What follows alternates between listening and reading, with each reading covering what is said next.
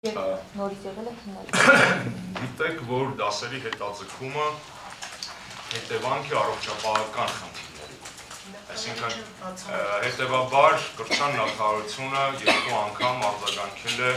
առողջապահության, գերատեսչության ահազանգերին կատարելով նաև կառավարության հանձնարարականը։ Անկեղծ խոստովան ենք, որ արդեն 10-օրյա դադարը դասերի, 10 աշխատանքային օրվա դադարը լրացուցիչ խնդիրներ ստեղծելու է կրթության կազմակերպման տեսակետից եւ մենք այդ խնդիրների կարգավորման համար ունենք արդեն առաջարկություն։ Եթե համապատասխան գերատեսչությունը կառավարության առջև բարձրացնի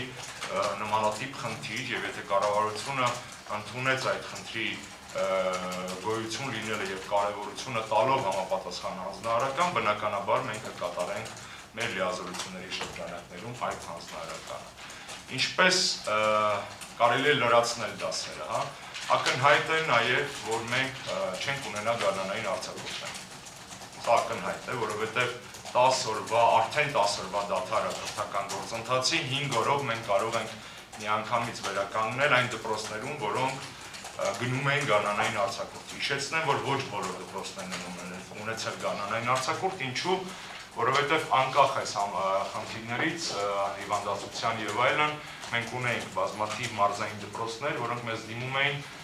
թույլտվությամբ մի շաբաթ փոխել դասերի գրաֆիկը ելնելով ջեռուցման սեզոնից, եղանակային պայմաններից եւ այլն։ Բայց ակնհայտ է, որ գարնանային արձակուրդները այս տարի վերանալու են, սա այդպես 5 օր, եւս 5 ուսումնական օր մեզ անհրաժեշտ է 1 շաբաթ, այսինքն լրացնելու 10 թողնված դասերը, ուզում եմ որպեսզի դուք ճիշտ հաշվեք,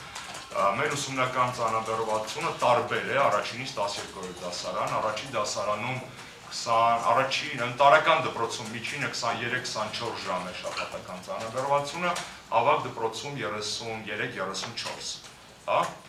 տարականից մինչև միջին, այսինքն մեզ պետք է վերականգնել 24-ից մինչև 36 ժամ միջինացված։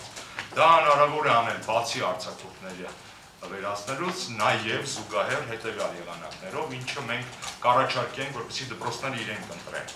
Կամ շաբաթօրերը ըստ համապատասխան քանակի, 5 շաբաթօր դարձնել աշխատանքային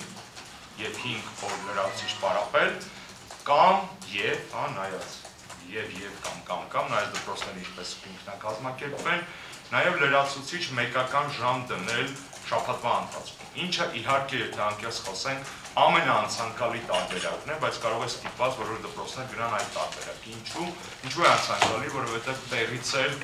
ուսումնական ծրագիրը բավականաչափ ծանրաբեռնված է եւ մենք եւս 1 ժամ ամեն օր պարապելով երեխաների հետ փորձի ավելի ծանրաբեռնել իրենց բնականաբար։ Ես գարնանային արձակուրդների մասով հստակություն մտցրեցի, շաբաթ օրերին պարապելու մասով հստակություն մտցրեցի, իսկ լրացուցիչ ժամերի հետ կապված դպրոցները իրենք կորոշեն ինչպես վարվել։ Կներեք,